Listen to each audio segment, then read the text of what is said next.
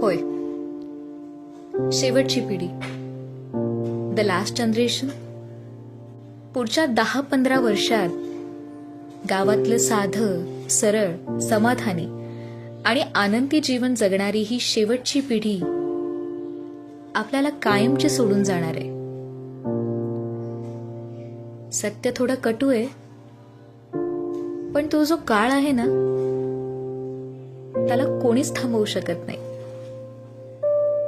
एक ज्ञानाचा, कलेचा, संस्कृतीचा आणि संस्कारांचा वारसा आपल्यातून कायमचा निघून जाणार आहे. ही तीच माणसं जी गावात साध्या आणि सरळ जीवनशैलीत आनंद मानतात, गावच्या राखणदार देवचरात निसर्गाच्या प्रत्येक रूपात देव शोधतात,